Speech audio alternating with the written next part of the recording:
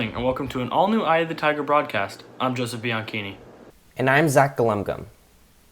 Yesterday, RHS opened up to allow students to come into school for Hub upon invitation by their teacher.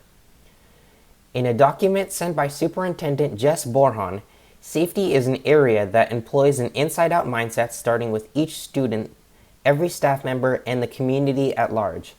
The student is at the center of how we arrive and exit campus, how the classroom and or other learning spaces are organized. Screening and wearing of appropriate PPE is foundational to maintaining safety for all students and staff. Although the gradual reopening of school has allowed teachers to invite students to Hub, some teachers are not inviting students to come to school and are instead holding Hub virtually. On Thursday, RHS filled with people coming to see the long-awaited corpse flower. We go to Nathan Handling with the story. As many may know, RHS experienced its third corpse flower and second corpse flower bloom of the past 10 years. Thing 2, the lovingly named flower, bloomed due to the efforts of CJ Addington. I'm really glad that it actually successfully bloomed and opened because obviously the last one failed. So this one was a huge relief. And then it was just such an excitement and just such a rush yesterday. We had over 1,000 people come to our campus to see the flower yesterday. And that's just such a thrill for me that so many people got to come and actually check it out in person. Amongst the crowds of people, an RHS alumni came back to see the flower, an experience not afforded to him after the failed bloom of 2017. In 2017, as you may have known, the corpse flower failed to bloom that year, but I actually subscribed to Addington's YouTube channel, and what brought me here was that I got a notification that he was streaming again, which was weird, and it was actually another corpse flower. And so when I saw that, I was watching it, and well, last night I actually saw that it itself bloomed, so I'm here today. I've just been taking pictures, mainly as kind of a continuation to like when I was taking pictures back then, you know, except this time it actually bloomed.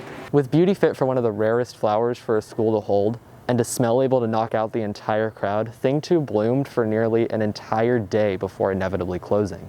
The corpse flower closed on Thursday evening. However, Addington speculates the blooming of Corona, the 2017 corpse flower that failed to bloom. And now we go over to Kobe Estrada with sports.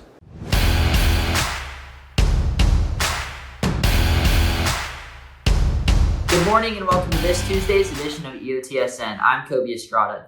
Last year, Roseville had 5 athletes signed to continue their athletic careers in college. 2 of those athletes being Oregon State football commit Tommy Spencer and UNR baseball commit Landon Wallace. We take a look at them today to see how their transition to college athletics are going. Everyone here is good and they're all fighting for a spot, so just that hunger aspect, you know. The transition from high school football to college football, it's a lot more intense. There's a lot more things you have to do, and your day is just packed full of school and just going to practice and lifting. So, yeah. And that's all in your home for Roseville High School sports, top plays, breakdowns, and more. Eye of the Tiger Sports Network, EOTSN. And now we go to entertainment.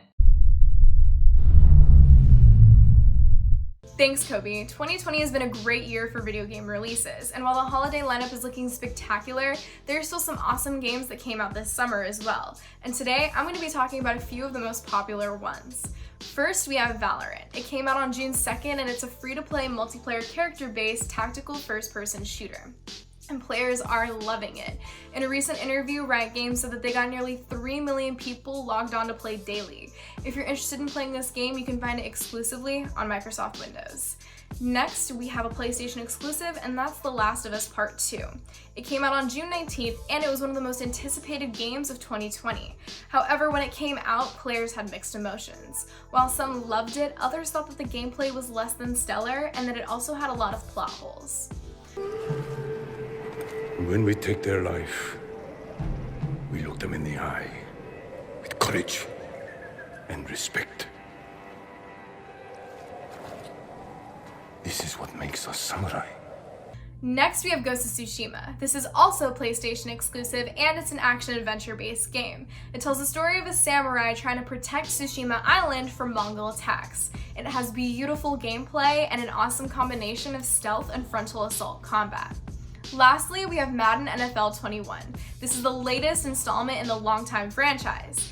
And while EA decided to basically keep it the same, they added new features and updates to make it stand out from the other installments. If you want to play this game, you can find it on Xbox One, PS4, and PC.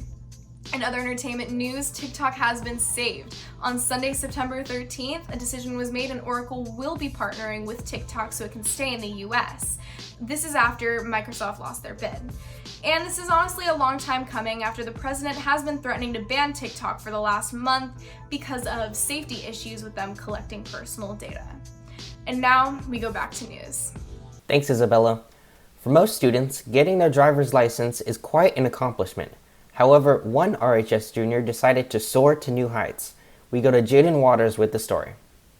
Junior Jet Ropke has passed the FAA written exam and has become a licensed private pilot. Ropke's entire family has a history of flying planes, and his grandfather, who is a flight instructor, offered to give him lessons.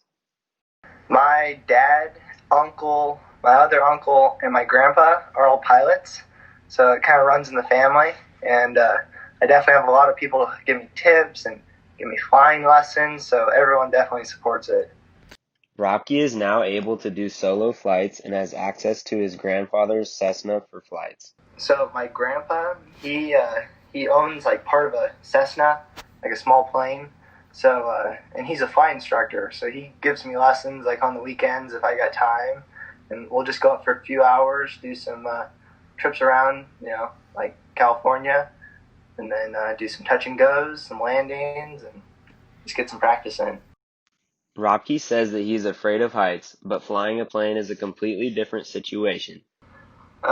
Being thousands of feet above the ground, like, it's kind of weird because you don't feel anything. Like, I'm afraid of heights, but when I'm in a plane, like, you don't even notice it. But it is kind of weird. Like, I've flown over my neighborhood before, and like just to see your own house and like your cul-de-sac or your street, like it's just kind of like surreal to be so high up and to see all that stuff. Ropke's piloting career still has room to grow and ascend. And that's it for us today on Eye of the Tiger. And remember, we're always on at eyeofthetigernews.com. See you next time.